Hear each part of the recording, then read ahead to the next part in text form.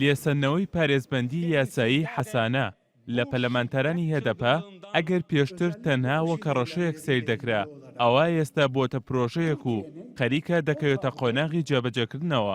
ئەحمەد داودۆغڵۆ سەرۆکوەزیرانی تورکیا ڕایگەیاند پرۆژەیەک ئامادەکراوە بۆ لێسەنەوەی حەسانە لە ژمارەیەک پەرلەمانتاری هەدەپە و ئاشکراشی کرد بەم نزیکانە سەبارەت بە پرۆژەکە لەگەڵ سەرۆکی پەرلەمانی تورکیادا کۆ دەبێتەوە.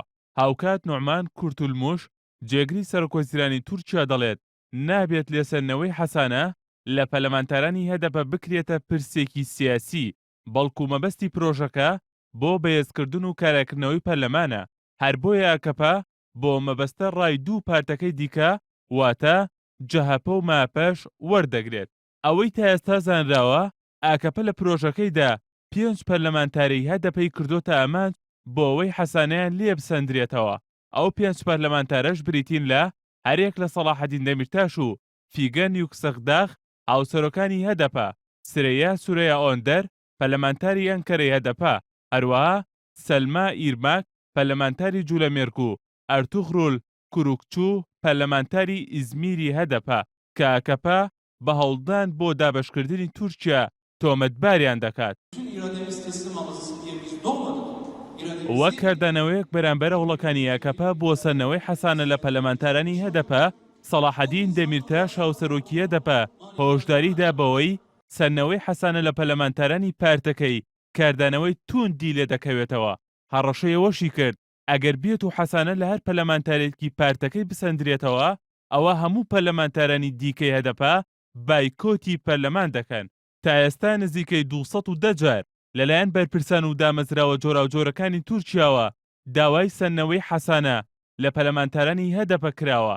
ئەم پرسەش دوای ئەوە وروژێندرا کە لە ڕۆژی 26 کانونی یەکەمی 2015دا لە کاتی ئەنجامدانی کۆنگرەی جڤاکی دیموکراتیک کەجەدا لە ئامەد هەرێک لە سەلاحەدین دەمیرتاش و فیگەن یوکسەغداغ هاوسەرۆکانی هەدەپە و 3 پەرلەمانتارەکەی دیکەی هەدەپە پرۆژەی خۆبەڕێوەبەری دیموکراتیکیان ڕاگەیاند.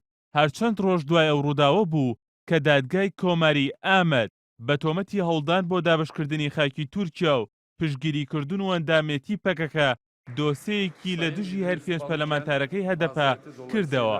جگە لە ئاکەپە تا ئێستا پارتی بزوتنەوەی نەتەوەپەرست مەهەپە پشتگیری خۆی بۆ پرۆژەی سەرنەوەی حەسانە لە پەرلەمانتارانی هەدەپە ڕاگەیاندووە.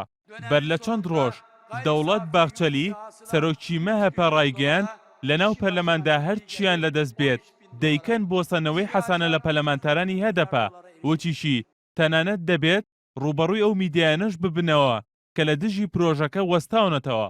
بەڵام لەم نێوانەدا تا ئێستا هەڵوێستی پارتی گەلی کۆماری جەهەپە ڕوون نییە و ڕایان گەیاندووە لە کۆبنەوەیەکی پارتەکەیاندا قسە لەسەر بابەتەکە دەکەن و دواتر هەڵوێستی خۆیان ئاشکرا دەکەن.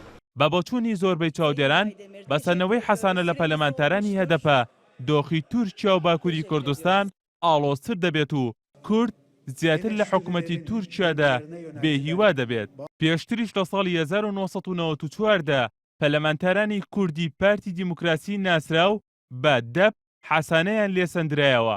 دوای ئەو ڕووداوەش بەشێک لە پەرلەمانتارە کوردەکان لەوانە لەیلا زانا و خەتیب دیجلە و ئۆرهان دۆغان و سەلیم ساداک دەستگیر کران و بەشێکی دیکەشیان تورکیایان جێهێشت. ساڵی 1994 کاتێک حەسانە لە پەرلەمانتارانی دەب سەندرایەوە جەنگی نێوان پەکەکە و سوپای تورکیا تونتر بوو. پێش دەچێت ئەم جارەشیان لاگەری سەرنەوەی حەسانە لە پەرلەمانتارانی هەدەپە جەنگی نێوان پەکەکە و سوپای تورکیا تونتر ببێت.